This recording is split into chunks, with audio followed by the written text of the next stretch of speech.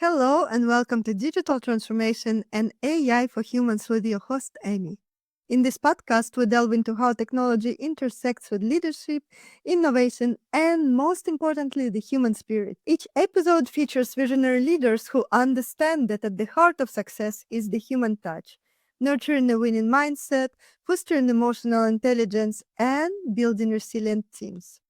In today's episode, we explore how to think big about innovation, people, technology, and impact together with my fantastic guest, Amir Elion from Israel, living in Stockholm. Amir is AI adoption and strategy advisor, generative AI expert, innovation teacher, author, and speaker. He is also ex-Amazon Innovation Program Lead and business owner, CEO of Think Big Leaders. Let's dive into the topic of innovation and AI and explore proven strategies and Amazon best practices to help transform ideas into game-changing opportunities. Hello, Amir. It's such a pleasure to have you. How are you? I'm very well. I'm very happy to be with you here, Emmy. And I think it's amazing what you're doing, connecting digital transformation, AI, and humans. And I think, when we first met, it was very great to see someone who kind of connects with me as well on the emotional level, as well as the rational level. So maybe we can bring those two things together in this conversation. Thank you so much for your kind words. It warms up my heart. And I can say exactly the same. I've got the same impression about you. And that's why actually we are having this conversation today. It is a very important topic, and let's create this magic together. Let's start the conversation and transform not just our technologies, but our ways of thinking and leading. If you are interested in connecting or collaborating, you can find more information in the description. Subscribe and stay tuned for more episodes. Amir, to start with, could you please share a few words about yourself, your journey, your background, and why you chose to work with this exciting topic of AI and innovation? Yeah. So, reflecting on my career, I would say there's several things you can identify that are kind of red threads throughout that career. I've always been curious about innovation. So I've had maybe 100 books about innovation at home, and I've read them, and I've also used many of the methodologies, and always curious about, doing innovation better, making it in a systematic, repetitive way. And even, when I had roles which were not innovation, uh, I always try to bring that into the role, right? So I led some innovation initiatives internally and so on. The other aspect of maybe my career is around technology, right? Because I've always been curious about technology, in trying to play with things by myself and build all sorts of things and, learn new technologies as they come out. So that's kind of my curiosity around technology.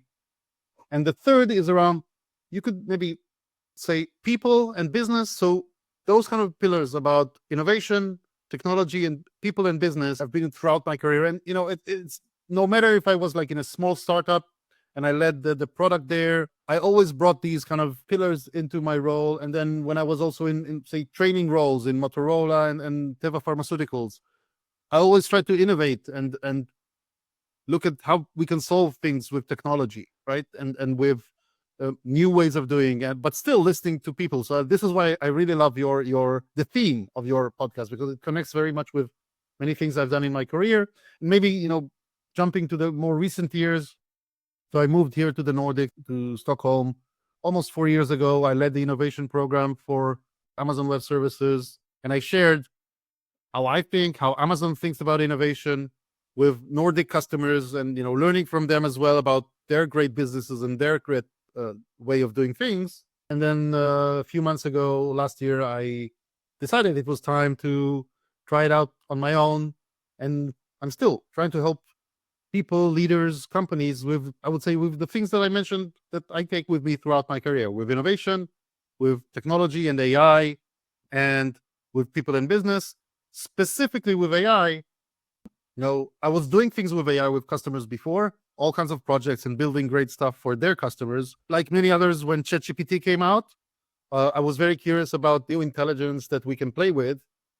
And then I tried to think, can I use it to the things that I just mentioned, the innovation that I'm doing, the thinking about technology. And then I used ChatGPT at the time to create my own innovation buddy, if you will, or innovation co-pilot. And I taught it all those methods from those 100 books that I learned. And I had it help me the way that I do it with customers or with groups or with teams. So that is when I got really curious about AI. And since then, I keep exploring it. I keep trying things out, discovering new things and share them, on social media, with customers, in workshops, when I write stuff. So that's my way of learning and sharing what I learn with others. I know that what you're doing is so valuable, and it's truly amazing to see how many initiatives you are supporting in such a powerful way. And by the way, it was a great serendipity to meet you at that event oriented on building AI agents and seeing all the other leaders from big corporations working with AI, searching for the new applications and the ways of creating those success stories in using artificial intelligence. But coming back to your journey at Amazon, can you share a little bit more about it and how your role there shaped your approach to innovation and artificial intelligence? Yeah. So I would say it kind of made me have more clarity on principles or things that I never articulated the way that Amazon articulates them in a very clear way. So the first one is customer obsession. This is kind of Amazon's mission, to be customer obsessed, to be the world's most customer centric company. And you can be cynical about it or you can be critical about it, but I think it's a really true intention. Um, and for me, it's always been like that, but I never put it in so many words. So I think that putting it in words, right? And Amazon does it in a very powerful way through its leadership principles. And then it's not just words on the wall or right on the training that you do when on the first week of the job. It's really there in every interaction and every internal meeting and every time that you do things with customers. So there's now I think 16 leadership principles. Customer obsession is one of them. There's others that I really sympathized with and felt they expressed many of the things that I did along my career. So learn and be curious is one of them, and I just mentioned, right? I love learning. I love trying things myself. So learn and be curious is another one. And ownership, taking ownership of things and being responsible for making sure things are great when they're out there. There's other think big, right? I named my company based on this kind of borrowed with pride from this principle. Think big about the future and about people and about what we can do. So this is one thing that I take from Amazon. You need to articulate your principles and you need to sit down and think. So if you're building your own culture right now, I would urge you to think about those principles. What are those principles that drive you every day? Write them down, but then don't stop there. Keep talking about them. Keep using them every day to say, invoke them in discussions, right? I think now we need to think big, or I think now we actually need bias for action because this customer is in trouble. We need to act quickly, even if it's a bit of a risk, right? Or in other cases, maybe we need to take some time and dive deep, which is another leadership principle, right? So it's not that those leadership principles, you have to hold them, all of the time. They need to be a basis for your way of thinking. So make sure what are those principles that drive you, make them flexible so you can invoke them when you need them, and then let people use them and encourage them and teach them and demonstrate how to use them in a smart way and have continuous discussions on them. So that's one thing that I really learned very strongly at Amazon. I think it did it very well. The power of culture, how to express it and how to foster it within teams. And I think the other thing, which is often said, but much harder to do, is see failure as a learning opportunity. Embrace it and even encourage it. Because I actually, and by the way, talking about Amazon, I encourage people to read the annual Jeff Bezos letter to shareholders because it captures a lot of Amazon's culture, and a lot of the things that I'm kind of mentioning here shortly are explained there and demonstrated. But in one of those letters, he talks about failure. And actually, when I was speaking with customers and when I was trying to explain this, I would suggest that instead of calling it failure, call it an experiment. Right? We did an experiment. We learned something from it. The assumptions that we came into that experiment proved to be wrong. And now, from that experiment, we can learn for the next experiment. For me, life is a continuous experiment. And some of them succeed, and some of them are learning opportunities. There are never failures, right? So they're either a success, or even successes are learning opportunities, but there are always learning opportunities. So I hope that was kind of captured some of the things that I see are the strongest learnings for me from being at Amazon 5 years. Thanks for sharing. It definitely captures a lot from your experience at Amazon, and I agree. Actually, we learn so much more from those lessons which weren't the most successful experiences in our life, and they help us becoming so much better in many ways in order to create the next coming success stories on the next level. So I love what you just shared with us. Let's take it a little bit deeper. What were some of the best practices you worked with or maybe even implemented at Amazon and other companies you've been working with to foster a culture of continuous innovation and creativity? Yeah. So here, I actually like to think of it as, people, right? Your podcast is all about humans, right? And about what drives people. And here I actually use a framework which is not from Amazon. I actually have been using it for many years. And Daniel Pink talks about motivation and drive. If you haven't read his book Drive, highly recommend it. And he talks about, and this is kind of science based and definitely things that I've seen working myself also in practice. There's three things that drive humans. It's autonomy, it's mastery, and it's purpose, right? And again, I'm building on his shoulders and other great experts in this. So give people autonomy to make decisions and decide how they do things. Maybe you need to talk about what you should do and the goals and things like that, but then how to do it, which approach to use, which tools to pick, right? And when to do what, give them the autonomy and the confidence and the security to do so. It comes back to what we talked about, failure and feeling safe to try things out. So autonomy is one thing. Mastery is allow them to reach mastery. So obviously skills and training and coaching and mentoring, whatever they need to grow, but then let them express this mastery. Give them opportunities to show what they've built, because then you'll have super fast innovation. Because otherwise they'll be, I just need to do the minimum. I just need to, maybe reach my goals, my KPIs, and that's it. But if they feel like masters and have place to grow and express that mastery, your organization, your products, your services will be the masterful ones, right? And then purpose is, of course, connecting it to a higher goal, starting from the team level, but then growing, of course, for the entire organization or society. Why are we doing all these things? And talk about this. Don't take it for granted. It's not enough that it's in your slogan. It's not enough that it's kind of once a year talked about. This should be, why are we doing this? You should always come back to this question. So, I've been in one customer which I worked with was a pharmaceutical company. Not me as an employee, but I went as AWS and we did some innovation workshop. I love the fact that he brought actually a patient to speak in their workshop and tell them how their products have changed their lives. So this is bringing the purpose of what, and these were kind of data science people and AI people, right? So for them, it's a bit, they don't see those patients. They don't see the impact that they do in their work.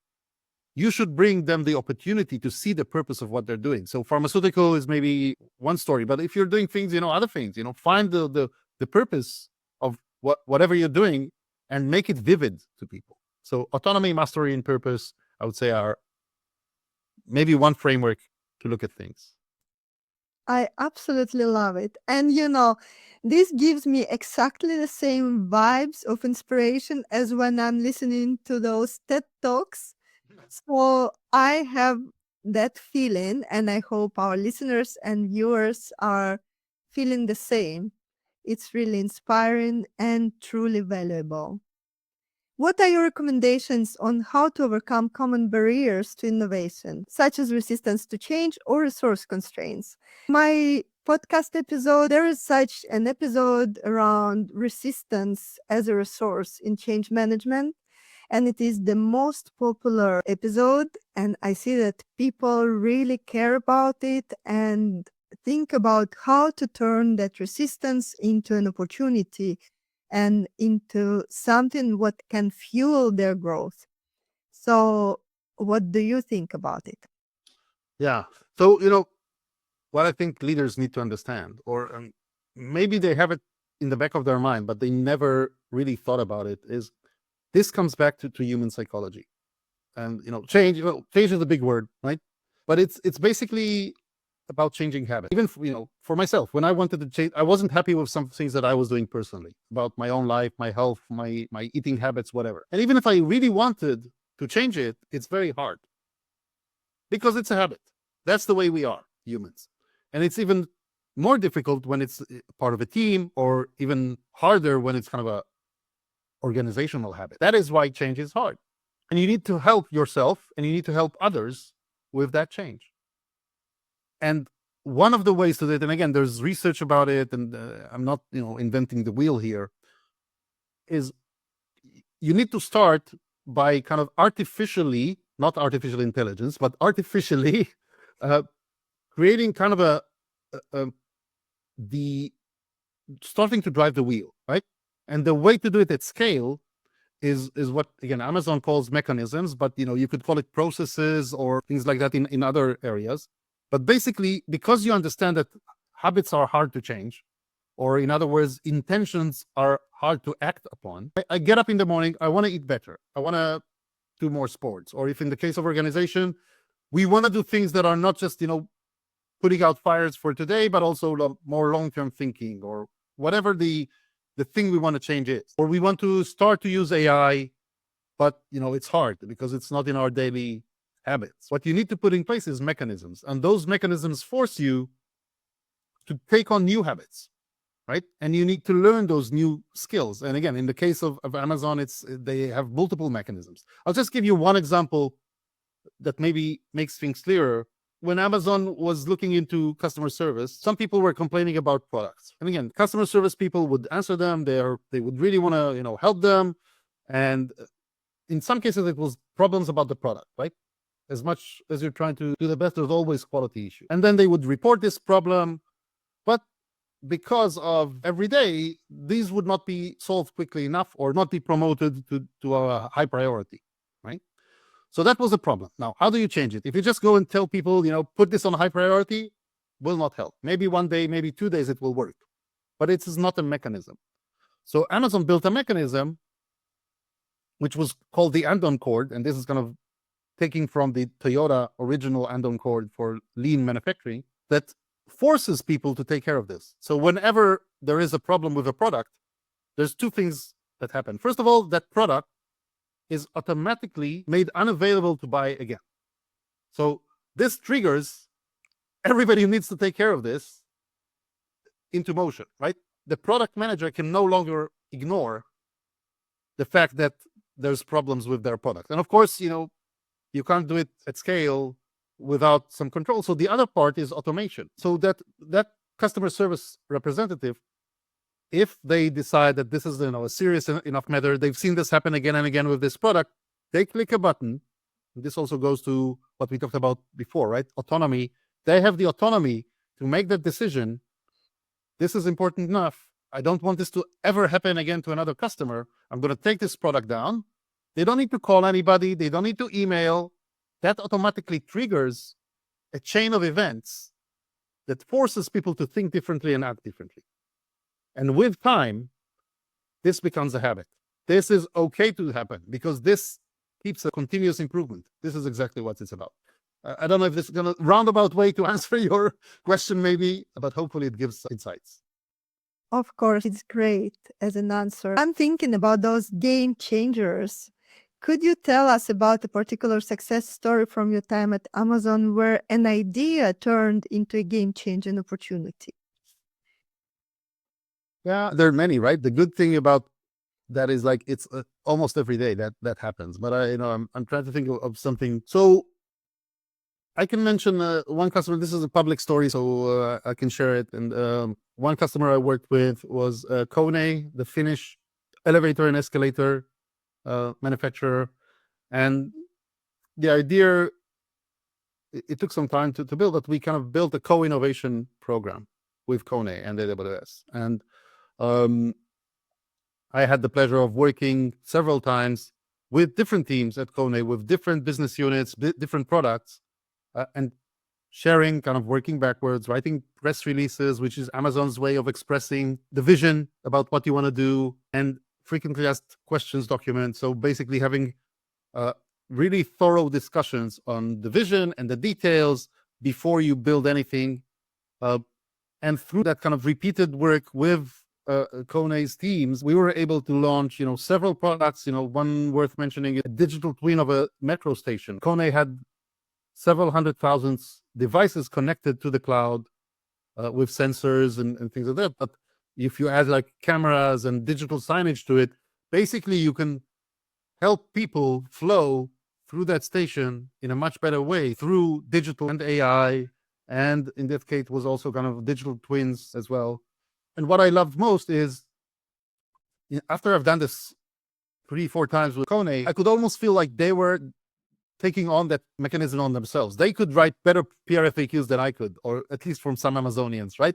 So it felt like I could really make an impact, and we really connected well. So I really loved working with them. And I was at an event where their head of innovation spoke of what they're continuing to do, and it was, for me, it was a pleasure to see that they took it with them, they took it forward, and it's still making a big impact. So that was one very big story which I'm happy about. That sounds so impressive. Thank you for sharing. What key strategies do you recommend for integrating AI into the innovation process to ensure ideas are effectively executed and scaled? You should think about different ways of using AI. One is your own processes. How can you boost your processes with AI? Because there's too much data out there, right? We get so much information. A lot of it is unstructured. We lose a lot of insights and anecdotes through that data. And we are forced, because we have systems and we work in organizations, right? And we need to communicate and we need to make decisions and allocate resources. There's still waste in those processes. There's things that we're not using in the most effective way. So one way would be, how can I use AI to augment myself and other people on the team, other roles in that innovation and product process, right? And of course, you need to go into the details, and I have a framework that I share with customers, and we go through analyzing these processes to boost that productivity. So that's one way. The other way is, how can you inject AI capabilities into your products so that you actually help your customers or your users become more effective or happier or have less friction in their experiences, or be happier and feel better about their day through the help of AI. So I'd say these are the two immediate paths that I would recommend looking into, right? One is productivity with the help of AI for your internal processes, and the second is value creation for customers in their journeys and experiences. Great approach. I totally agree with that.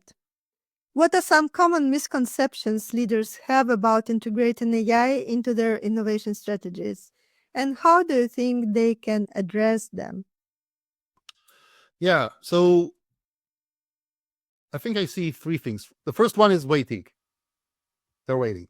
They're saying, okay, we're not ready, we don't have the resources, we don't have the time, the regulation is still unclear, right? I think that's one big mistake or misconception. You can't wait. Even if the end result will be, we've looked into this, it doesn't work for us, or we shouldn't do this, don't wait. Okay? And I think the other misconception, and that is definitely comes from gap of knowledge, is fear. They fear AI. A lot of them, right? What it will do, what it will mean to our products, to myself, to my role, to my team.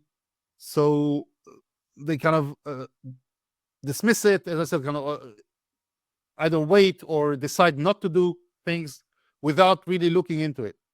So one of the things that I'm trying to do is I'm trying to share very openly, the good things about AI, the problems with AI, maybe some ways to think about it, so that drive people to actually start and do things, right? And choose things and select what to do. And I think the third thing, even if you start, you get over that fear. You're not waiting anymore. The third misconception I see or mistake that I see is not thinking big enough. Again, there's a reason I called my company Think Big Leaders, because I think leaders should think big, right? And AI is that every few decades we get this general purpose technology that changes or has the potential to change, and influence, impact everything. And I think AI is such a case. This is an opportunity to think big about what impact you can have. And just worth mentioning, together with some friends and Fernanda Torre, which was great. She leads a company called Next Agents. She invited me to co-facilitate a program which is called Sustainability Driven Innovation. I'm delivering the AI and digitalization module in that program. And what I encourage the participants of the program is think big about sustainability problems and how can you make big impact with the help of AI. Because in essence, in many cases, sustainability is a data problem, or it starts, or it can be viewed as a data problem. And there's many things you can solve if you look at the data and make the right choices and invest the resources and the changes that in the places. Again, fear, waiting, and not thinking big enough. Sounds so good.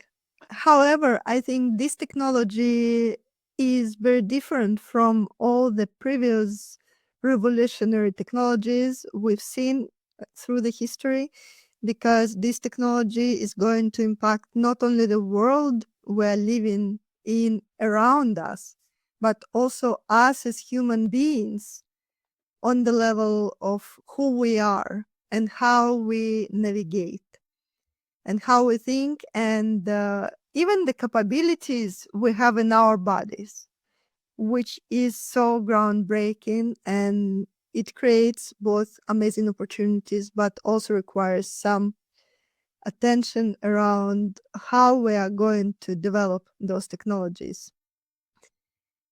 Did it happen to you that an AI initiative didn't go as planned? What lessons were learned and how did it influence future projects? Yeah, I mean, if I said no, then it would be ridiculous. One of the things you do need to realize that it is going to fail sometimes. That's the nature of the technology. It's not algorithmic. And because we don't have best practices yet, we are writing them as we're going, right? And the technology keeps evolving so quickly, so it's very hard to keep track as well, right? So definitely I fail. I'll tell you the story in a minute. But I think also not just my failure. Be ready for this failure. It's going to come. It's part of the game. So, and then of course you need to do it in such a responsible way that whatever that failure is, you learn from it. It doesn't, ruin people's trust, and it doesn't cause, negative impact on anybody. At least you minimize it. You have some guardrails around it. So the story is, I was helping a customer build a chatbot with AI and then retrieval augmented generation. They had a lot of knowledge from their history about how to help customers learn that topic. I suggested one approach to solve it first, because AI is very much related to data. I suggested that we restructure the data for that chatbot to retrieve, and that kind of makes the answers more accurate, right? One of the problems is, hallucination, inaccuracy, and maybe not finding the right answers. So I was trying to help AI find the right answers by structuring the data. And I followed some advice from some experts that I, listened to and tried. And so we spent a lot of time rewriting a lot of unstructured material that they had and structuring it, and then feeding it to the chatbot. But then what happened is it actually lost, because of in that translation from unstructured to structured data, we lost a lot of the information. So the answers were much poorer than knowledge that we started with. And then we pivoted after it took a few weeks, and then I did some tests. We did some tests with users, and we weren't happy with the answers.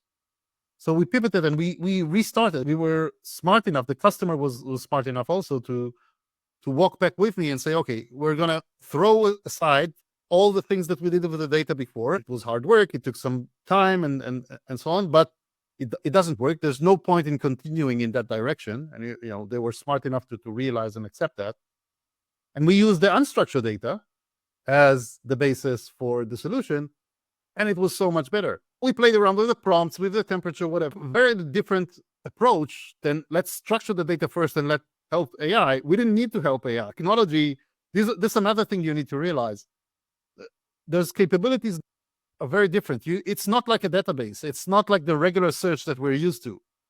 So you need to be ready to try new ways of doing things, because you're going to discover things that work in a way that you didn't expect. So I think an interesting story of how AI taught me not to overcomplicate things.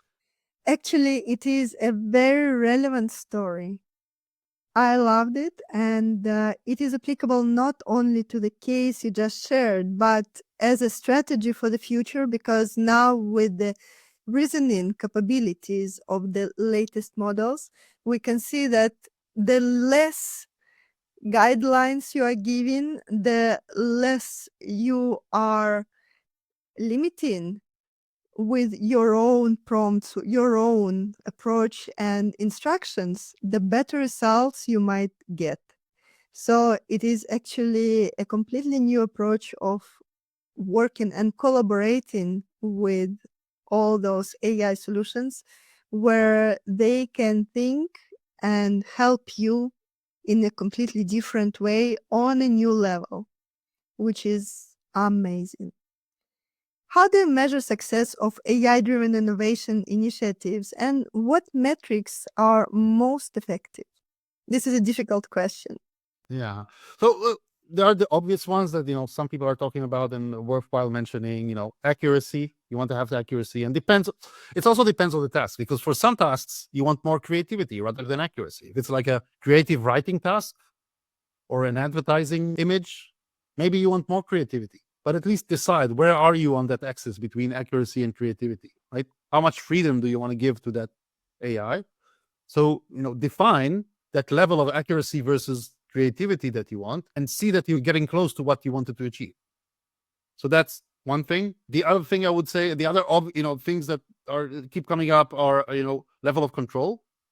Do we have the right amount of? And this depends also on how critical is the application that you're using, right? If it's something that's going to influence people's lives, maybe you want to give some more control to humans, right?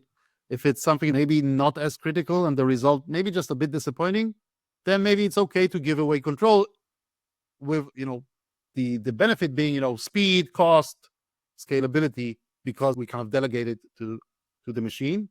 And then cost is often forgotten, or I would say it doesn't show up until you scale. So measure it early, and you can do things around cost. You can choose a different model. You can play around with how much data do you use, right? Do you need real time? Do you need just every now and again? And all kinds of things that you can do to get the cost down. And this is important when you scale. It depends again on the nature of the product. If you're going to just serve a few people, then maybe cost is okay. It's the value of each iteration, each output is strong, so it's worthwhile the cost. But if it's small things but at scale, then cost matters. So these are kind of the key parameters, or some of the parameters that are specific to AI that you need to think about. But because this is a general purpose technology, because there's so many different ways to use it, I would say for each product, for each initiative, for each team, you need to define specific KPIs. There are no one size fits all here. You will have to decide for this project, what are the key KPIs? And they should always kind of be rooted in users, customers, and business. How do these projects, well, I can be amazed, wow, what writing does it do, blah, blah, blah. But if it brings no value, if it doesn't help people, then it might be a curiosity for a few days, but then people will never come back to it. These applications that you have on your phone, you get excited, use it once, use it twice, and then after 1 year, oh, what? Why did I download this one? You don't want to be there. You want to be influencing KPIs, things that people care about daily, and every time that they use the thing. That makes so much sense and summarizes everything the leader should keep in mind. It's a great guideline and actually a playbook for those who are introducing AI initiatives on how to evaluate their results as well. Amir, looking ahead, what future applications of AI do you believe will be transformative for innovation in the next 5 to 10 years? I understand it's impossible to know it for sure, but I want your opinion on it. Well, I will never risk predicting 5 to 10 years with the speed of technology now. So if anybody asks you, if you need to make a plan now for 5 years about how we're going to do AI, I would push back. So I'm going to push back on the 5 to 10 years. I might risk the next 2 or 3 years a bit, but even that is a risk with the speed of things. Okay, let's renegotiate and take it 2 to 3 years from now. How do you see it? What is your vision? Yeah. So, coming back to the point that generative AI in general, AI agent in particular, means that we have now intelligence as a commodity. Okay, we can pay a few cents or even fractions of cents, and we get intelligent results for at least some of the tasks that we are used to be done by humans, right? That's going to have far-reaching implications for products specifically. And as I said, it's going to impact the speed of innovation. Just to give a few examples, you can now move from an idea to a prototype in a few hours, if not minutes, and to maybe like a production-ready product in a few days or weeks. So you don't need a big team for it. I'm playing around with this all the time. I come up with all kinds of ideas, too many, and now I've started to build them. I'm not a programmer myself. I don't trust myself to build really anything. But now I have tools at my hand that can help me design. First of all, plan this, right? So I talk to Claude, I talk to ChatGPT, just help me push myself as well and get more structure about the idea and, decide where to start and so on.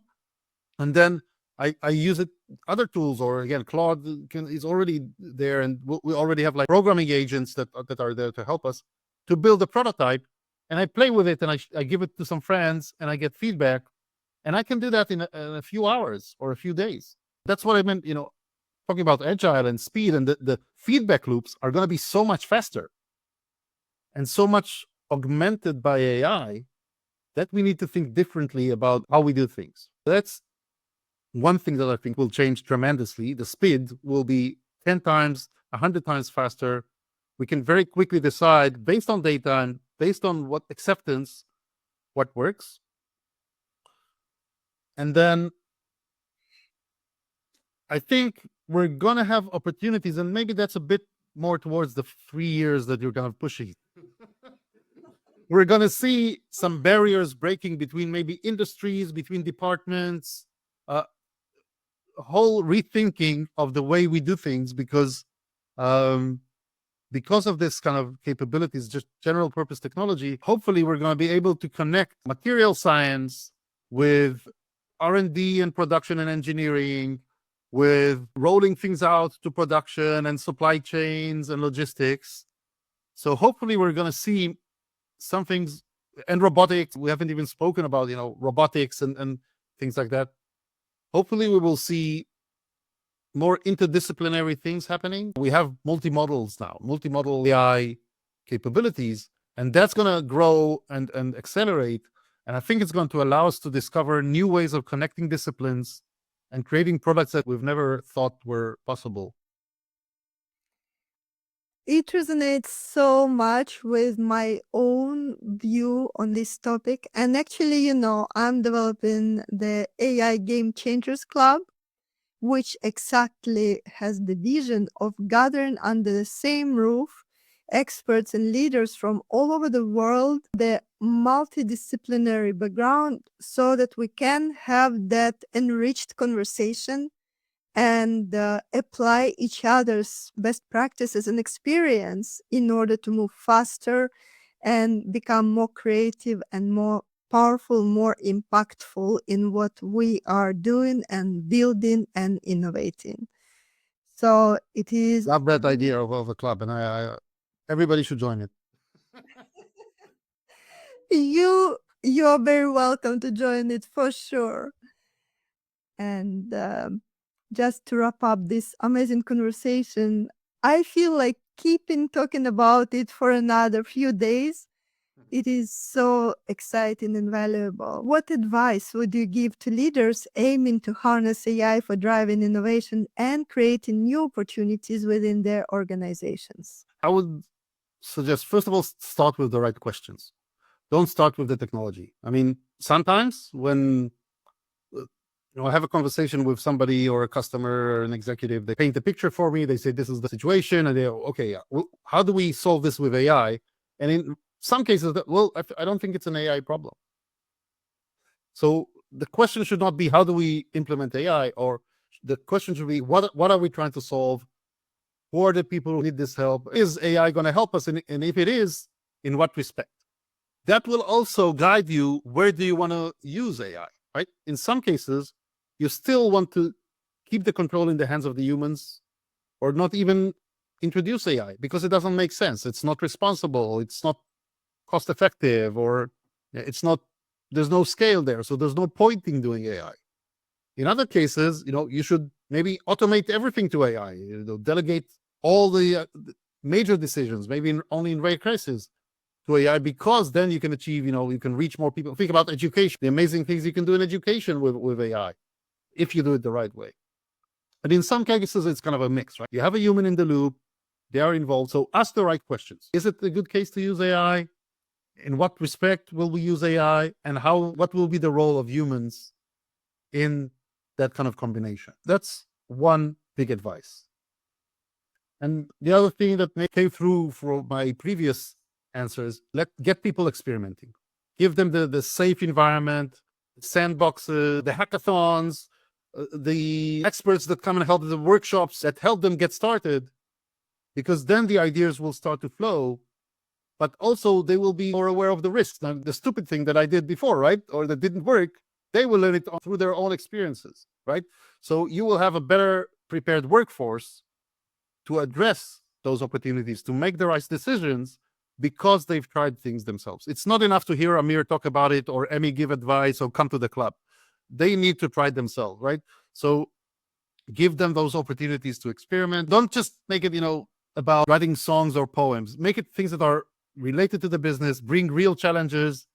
So if it works, it actually shows value quickly, and you can quickly convert it or even scale it. Or even if not, then at least they work on something that is not, just trivial. But even the last piece of advice is, even when you're doing just kind of this experimentation, and when you're even starting to ask the questions, think about scale early on. If this succeeds, how are we going to scale? Are we going all in on this? How are we going to communicate this to stakeholders, to customers? Do we have the right infrastructure? Do we have the right budget? Because all too often I see a great pilot, and a lot of companies are doing pilots now, right? They're doing pilots because they want to try, because there's a buzz, because the board is demanding or whatnot. But then they don't realize that to scale, it's another phase, right? So think about scale early on. How are you going to scale? Are you going to do this into your regular workflows and your regular R&D or regular product offerings? Or is it going to be a separate product? Which teams are going to manage this and drive this forward? What kind of business model do you build around it? So start thinking about this early on. Maybe write a Amazon-style press release about it, so it helps you think big very early. Be very strict or very clear about the vision, but be very flexible about the details. So have a very strong vision, understand where do you want to get and why, and what do you want to do, but how are you going to do it? That's going to change. That's going to be influenced by the things that you discover along the way. So that would be my my advice. I absolutely love it. I just saw in front of me a picture, a visualization of everything you summed up. as a swimming pool. And if you decided to learn how to swim, don't forget to add some water into your swimming pool. And then about scaling, once there is a little bit of water and you already figured out how to do it, don't forget to scale up and add even more water. And then you're going to figure out which style. The ocean. Yes, exactly. And then move into the ocean. It is amazing. Amir, thank you so much for sharing all this with us today. So appreciated. And it's been a great pleasure to have this conversation with you. The pleasure was mine. Thank you. Thank you for joining us on Digital Transformation and AI for Humans. I'm Amy, and it was enriching to share this time with you. Remember, the core of any transformation lies in our human nature, how we think, feel, and connect with others. It is about enhancing our emotional intelligence, embracing a winning mindset, and leading with empathy and insight. Subscribe and stay tuned for more episodes where we uncover the latest trends in digital business and explore the human side of technology and leadership. Until next time, keep nurturing your mind, fostering your connections, and leading with heart.